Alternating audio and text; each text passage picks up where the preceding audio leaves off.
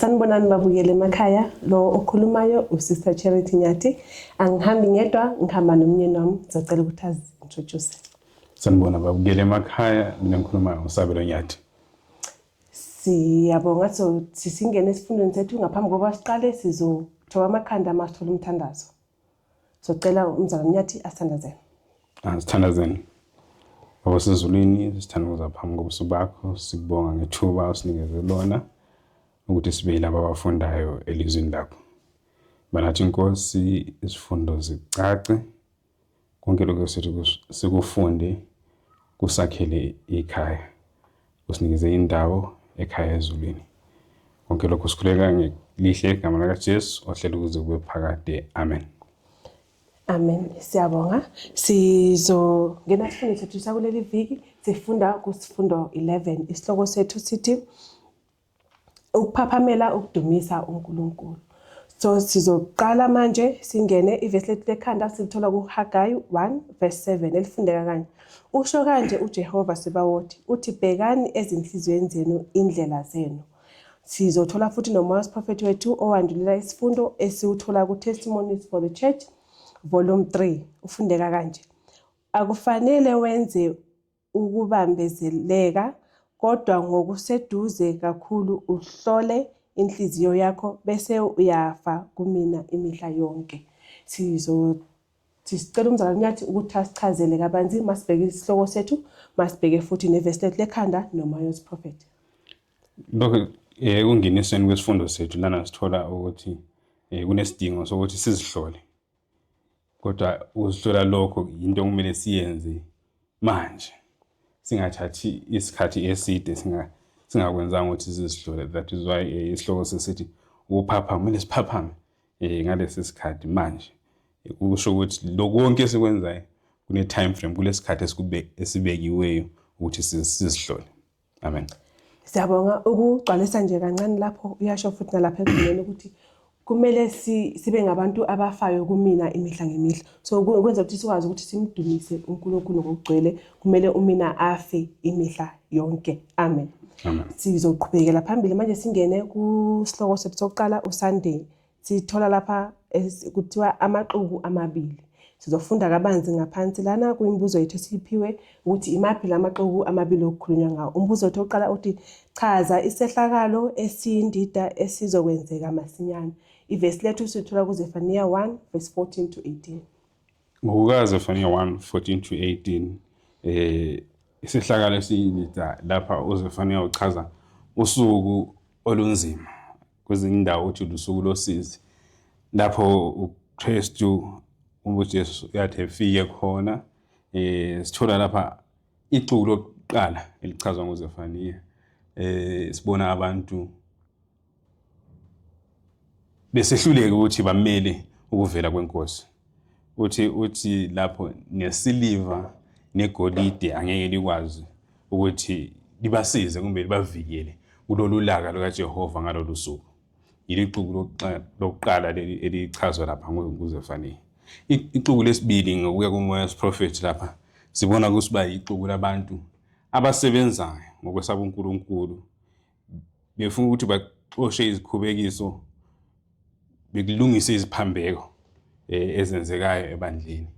Kodwa lelo xuku lisuke lihlangane nexuku lesibili leli libavimbayo kumbe libaluyisayo kulo msebenzi. So uthi lapha uZefaniya uchaza isimo sangempela saleli xuku kanye nezahlulelo ezimbi ezizofika phezukwabo. So ixuku lesibili leli lingamlandelanga ngempela uKristu kuba nezahlulelo ezibakhona ngalolu suku esifunde ngalo lapha kuZefaniya 1:14. Ixuku lokuqala kuyilabo abazama kumbe abasebenzayo bezama ukuthi basuse konke okubi ebandleni. Amen. Amen. Siyabonga. Ngizogcwalisa kancane nami lapha ngoMoses prophet esuthola kule paragraph ethu yokugcina. Lapha kuthiwa noma kulobo bunzima abazahlangabezana nabo ukuthi befundisa kuthiwa abantu bazolazi iqiniso ngokuphelela kwalo and umsebenzi wonke uzoqhubekela phambili kuze umhlaba wonke ulazi iqiniso, then the end will come. So sithola nje lapho chazelwa khona ngalamaxuku amabili. Siyabonga. Sizoqhubekela phambili siye kusihloko sethu esilandelayo kuMonday. KuMonday sithola isihloko sethu esithi ukunaka nokuvikela. Umbuzo wethu uthi yisiphi isihluthulelo sokuvikelwa nguNkulunkulu osizini oluzayo na? Sithola amavesi amathathu lapha uZefaniya 2 verse 1 to 3 noZefaniya 2 verse 15 nabaseKorinte besibili 7 verse 1. Ngokuya kwalamavesi esiwatholayo lapha uvikeleka ukunaka nokuvikela lokhu uKristu asinikeza khona from lento esiyifundileyo kuZefaniya kumbuzo wokuqala ukuthi kulolu suku lobe lusuku olunjani. Nathi masingalandelanga uKristu sizothola singenakho lokhu kuvikela. Sikuthola kanjani na? uZefaniya 2 uthi ivesini ka3 uthi funani uJehova nina nonke. Aphinde athi sifunani ukulunga, funani ukuthobeka, mhlawumbe niyakusitshekelwa ngosuku lolaka lukaJehova. Yikho lokhu esikuthola lapha kuZefaniya 2 verses 3. So izintathu uyabalisa ukuthi kumele sifune uJehova, kumele sifune ukulunga, sifune nokuthobeka. Ngokwenze njalo singazithola siyilabo abakutholayo ukuvikeleka kulolu laka lukaKristu. uKorinthe abese sithi sisuse ukungcola ngokwenyama nokomoya.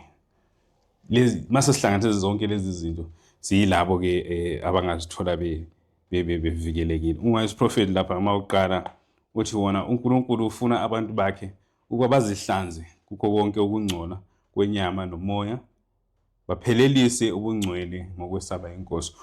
Uvumelana lapha noKorinthe wesibili 7 verses 1. Amen. Siyabonga. Siyathola futhi nalapha ekugcineni ukuthi kulabo abangafuni ukuzohlukanisa lobubi khona izinto ezimbi ezizoyenzeka kubo. Sizocela futhi umzalwane yathi lapha kuMose prophetic paragraph yes2 ukuthi mhlambe iziphi lezi zinto engabe zibhekwe zizoyenzeka kulabantu abangafuni ukuthi bezehlukanise nobubi. Ukhuluma lapha ibalisa izimeko eziningi ukuthi izintaba zizosha njengeziko. Ethi kuzobhubha izingadi namasimu emaphandleni nasemadolobheni. Lento ezibaliswa lana umuntu uyadinga ukuthi abe engovikelekileyo makusenzeka lokho ngoba kubonakala kuyizinto ezinkulu ezesabekayo. Ethi uNkulunkulu uzoshaya ababi abakhileyo emhlabeni baze babhubhe kuwo. Kodwa amazwi akhuthazayo ngesiwathola lapha ekugcineni emoyeni wesiprofeti ethi abangcwele bazolondolozwa emhlabeni phakathi kokungqubuzana okusabisayo njengoNoah owalondolozwa emkhunjini ngesikhathi sikaMzamcolo. So inkosi yasinikeza ke ngokuka lapha isihluthulelo sokuvikeleka ukuthi sifune uJehova, sifune ukulunga, sifune ukuthobeka, sizihlanze ngokomoya nangokwenyama. Amen. Amen. Siyabonga. Sengathi nathi emakhaya singasithathela lapha le warning eza kuthina sonke ukuthi uma sifuna ukuthi sivikeleleke konke lokho kube kuzenzeka kumele sizehlukanise nobubi sinamathele kuJehova simkhonze ngokugcwele. Amen. Amen. Sizothi masiqhubeka sisiya kumbuzo wethu olandelayo, umbuzo B ofundeka kanje. Ngokungafani nalabo abanokuzisho nje ngokungajulile, kuyini okuphawula amakholwa athembekile kuNkulunkulu na? Sithola amavesi amabili lapha uZefaniya 3 verse 1 to 4 noZefaniya 3 verse 12 and 13. Sebo uZefaniya 3 verses 1 to 4 uchaza the first class yalabo abazibiza ukuthi kungabaKristu kodwa ngongajulile. Uthi lapha nabaprofeti bawo bayakhohlisa bangabakhohlisi, uthi abaprofeti bawo bayingcolisile indle engcwele, bawudlovile umthetho. That is the first group yabantu laba abazibiza ukuthi ngabaKristu kodwa ngendlela engajulile. Mase siqhathanisa ke no the second group uZefaniya 3 verse 12 no 13 ukhuluma ngalabo abakholekileyo kuma bazibiza ngokupheleleyo, kuba ngabaKristu ngokupheleleyo. Uthi abazi ukukhuluma amanga, akufunyanwanga emlonyeni wabo ulimi olukhohlisayo. So ayikho into embi mhlawumbe abayenzayo laba bantu ababili. So masiqathanisa lamaxuku amabili sithola abanye kodwa bonke bezibiza ngokuthi bahamba noKristu. Abanye bayakhohlisa, abapriest bawo baphula umthetho. That is one group. Then the second group sithola laba abazothi bona bahamba uqonda benze izinto zabo zonke ngokulunga. Amen. Amen. Siyabonga, sizoqhubeka phambili sisiya kumbuzo wethu olandelayo.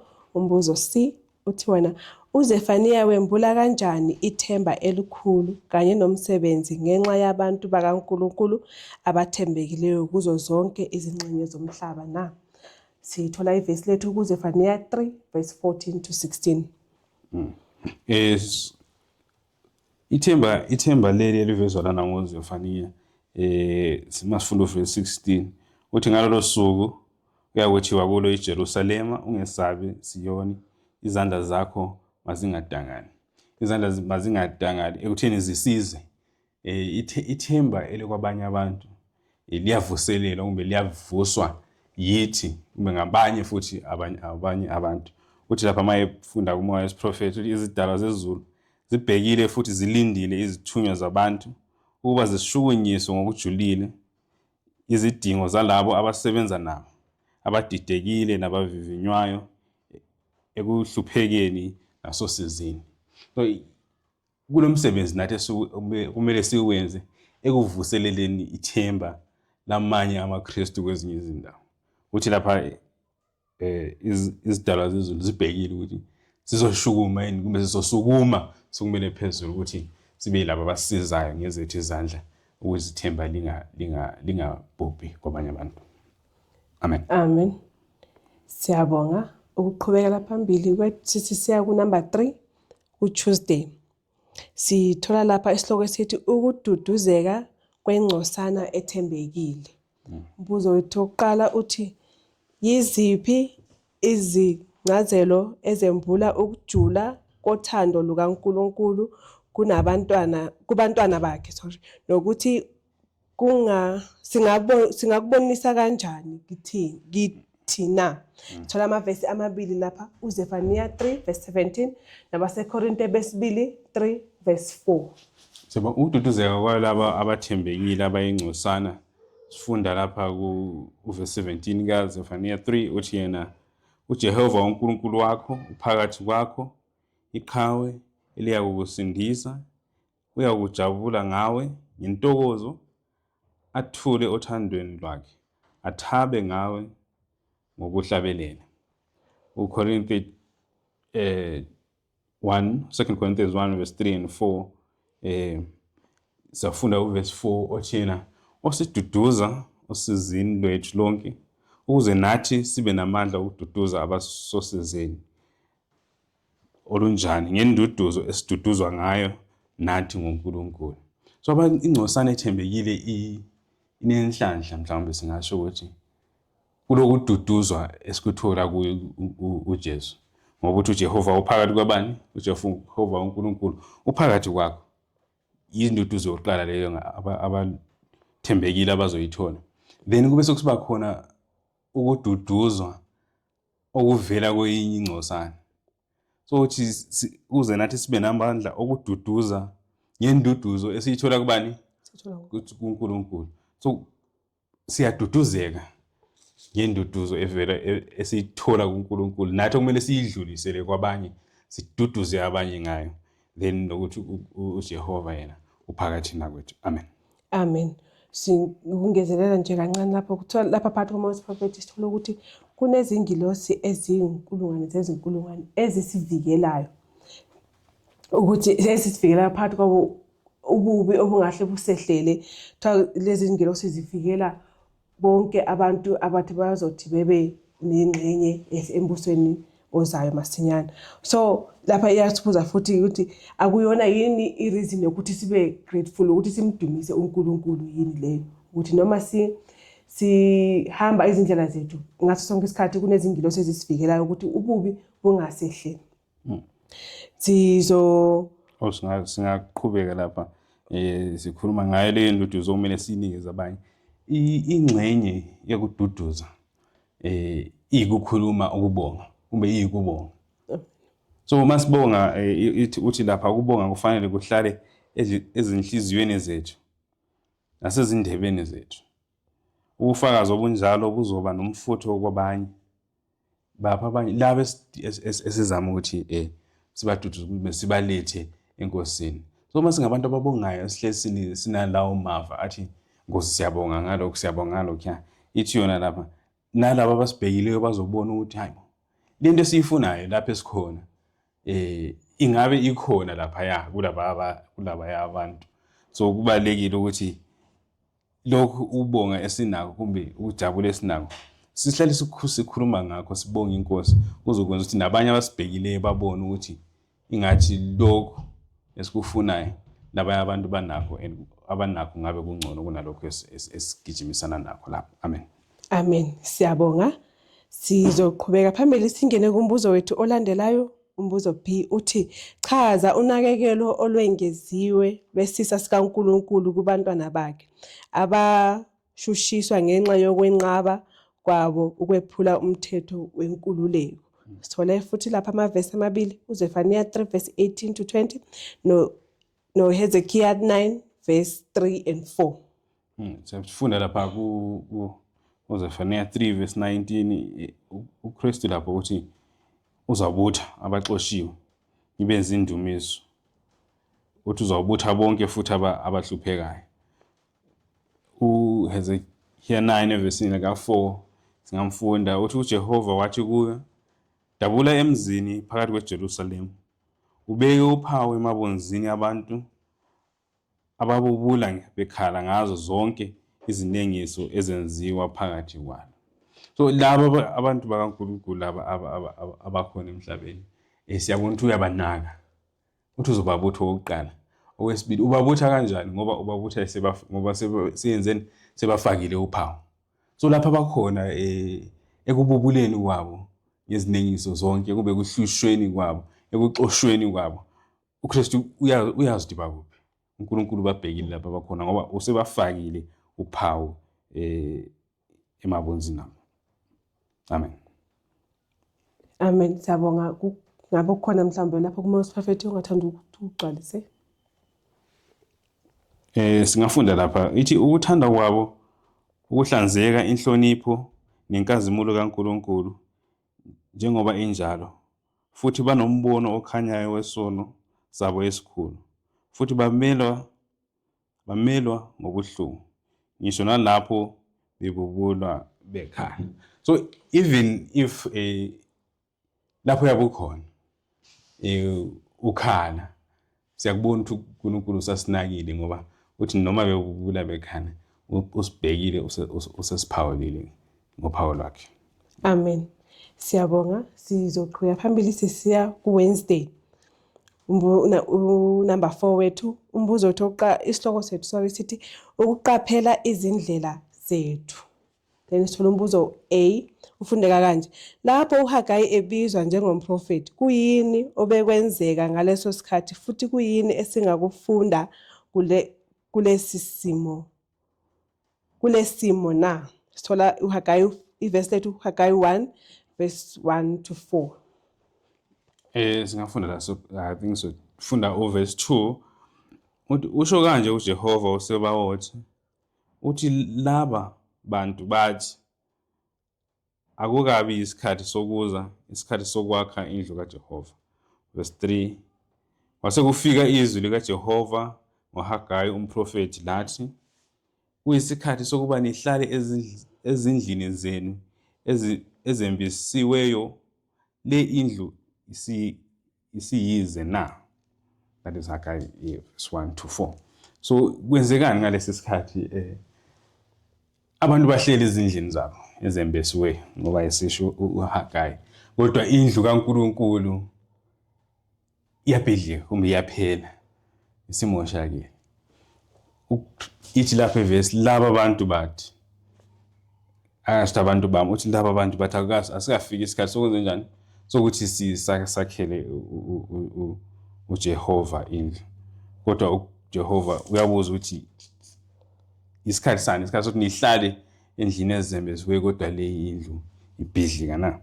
So yiyo lapho uNkulunkulu abuza khona ukuthi kumele sibe senza ngalesi sikhathi. Amen. Amen.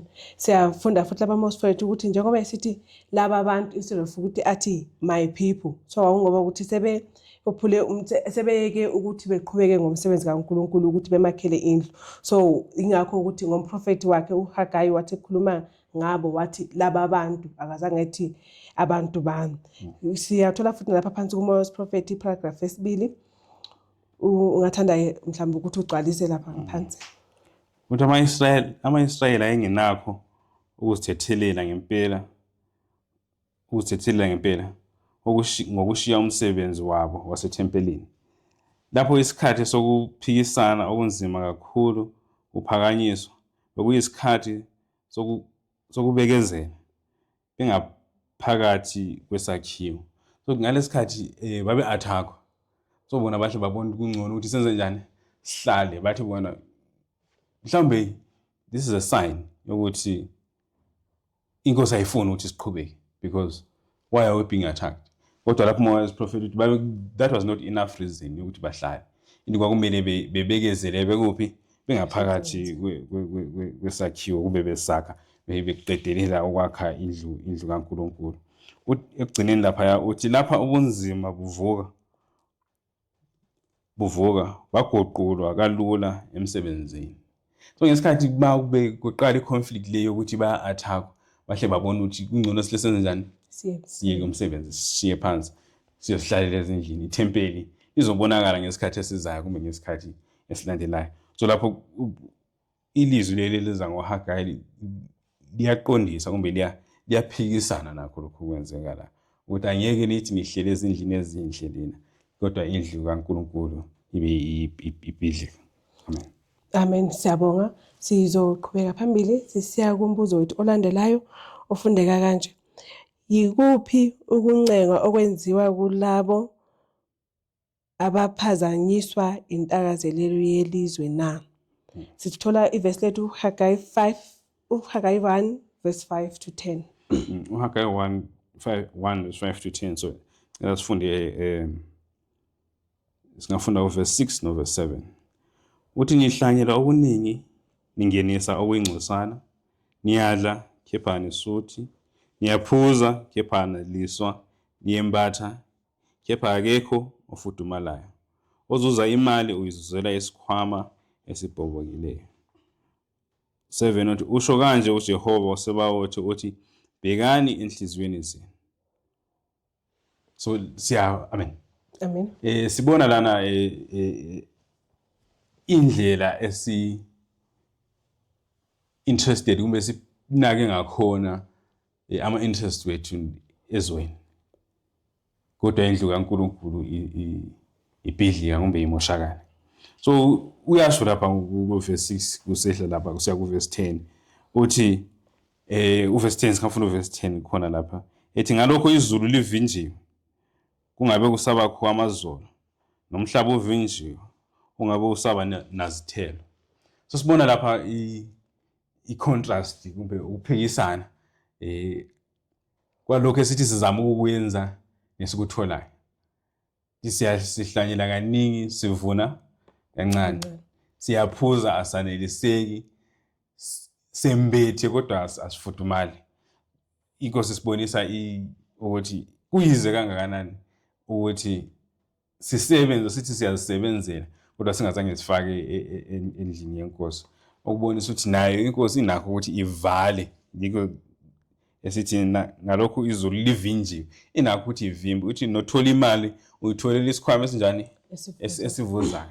Ngoba singayinakanga inkosi singayinakanga imisebenzi efunekayo ivela kithi inkosi nayo inakho ukuthi ivimbe lapho engavimba khona okwenza ukuthi imisebenzi yethu yonke ibe yize ukuhamba kwethu konke esikwenzayo lapha kube yinto engenama fruits ngoba inkosi ingakuvumelanga ukuthi kuqhubekele phambili. Amen. Amen. Sathola nathi ukuthi uma sivimba umsebenzi kaNkulunkulu mbe singanikeli ngokwanele ukuthi umsebenzi kaNkulunkulu udlulela ngaphambili. uNkulunkulu nakho ukuthi abambe izibusiso zakhe. Sigcine sithola sesingasayibona into esiyisebenzelayo mhlambe sesisebenzela izikhwameni ezinjani ezivulekile. So kuza njengathi njenge-warning mhlambe ukuthi umsebenzi kaNkulunkulu kumele siwuqhubekisele phambili. Uma sistopa njengala uMosprofeti asitshela ukuthi amaJuda ayezinikele emsebenzini okwakha kabusha indlu kaNkulunkulu, but bathe bayohlangana nobunzima abebona ngathi mhlambe ubukhulu bavele bayenza njani, bavele bayeka. So ngalokho izibusiso uNkulunkulu wabamba naye izibusiso zakhe because ibona ukuthi abantu abasenjani abasazinikelanga ukuthi benze umsebenzi wakhe. Amen. Amen.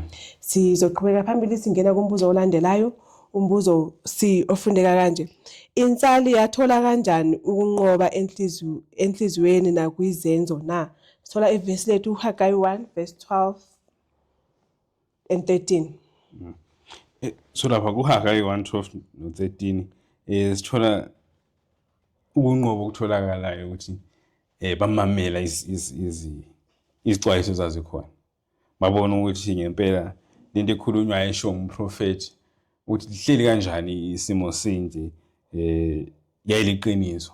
Baba nakho ukuthi bashintshe imiqondo yabo, bazibuyisele emsebenzini lo owawumisiwe.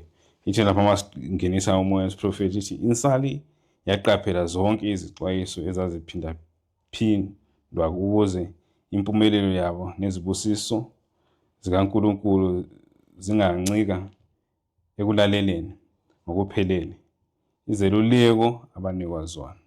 So izeluleko zasezilethiwe kufanele ukuthi abantu benze njani?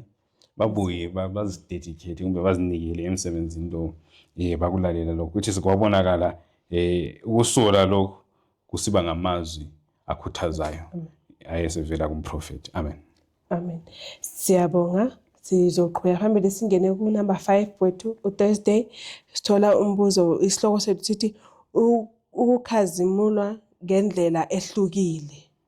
Umbuzo wethu lapha uthi chaza icebo likaNkulunkulu ngethempeli lesibili okwakufanele lakhiwe.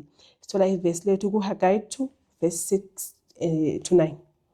Verse 8 lapha sanqaba verse 8 uthi khuphukelani entabeni ilethe imithi nakhe indlu ngiyakuyenamela ikhazimuliswe usho uJehova. Nabheka okuningi bekani kwaphendula okuncane, nabeka okuningi bekani kwaphenduka okuncane lapho nakuletha ekhaya. So uKristu lapha uthi isikhathi sesifikile. Umprofeti uHagayi uthi isikhathi sesifikile sokuthi abantu bakhe ukuthi khuphukelani entabeni ezenjani nakhe nilethe imithi lakhe. Ithempeli lesibili leli esesikhuluma ngalo lana. Icebo likaNkulunkulu kwakuthi naleli likhazimule ngendlela yayo. Ngoba mase sibheka ithempeli lokuqala nethempeli lokubili kukhona ukukhazimula wonke lamathempeli anakho. So uNkulunkulu uthi lethempeli nalo kumele likhazimule. Amen. Amen. Siyabonga. Mhlambe ungasichazela lapha kafushane ukuthi ithempeli lokuqala belikhazimula kanjani, belikhazimulisa kanjani, kuhlukana kanjani nokukhazimuliswa kwethempeli lesibili. So ithempeli lokuqala masibheka ithempeli lokuqala lalikhazimula physically ngokubonakalayo ngasho kanjalo. Wawuthi mawulibhekile ulibone lisenze njani? Likhazimula. Ngokwakhiwa kwalo wonke lalikhazimula. Masifunda lapha kumoya wesiprofeti siyathola ukuthi kuma masifunda eBhayibhelini siyakuthola ukuthi lalikhazimula kanjani ngendlela lalakhiwe ngakhona. Phakathi naphakathi kwalo kwakukhona ukukhanya kukaJehova kumbe iMercy seat kumbe uShekinah lapha ya kwakukhanya ukukhanya kaJehova. Lalinomphongolo wesivumelwano.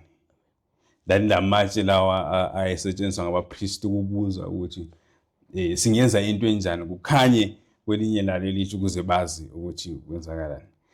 Mali dedicatewa ithempeli leliya lokuqala kubonakala ifu kumbe kubonakala umlilo ovela ezulwini uzoshisa yini impepho kumbe umhlatshelo lo wawukhona. So ubukhona bukaNkulunkulu babubonakala ngokukhazimula kwakukhona ethempelini.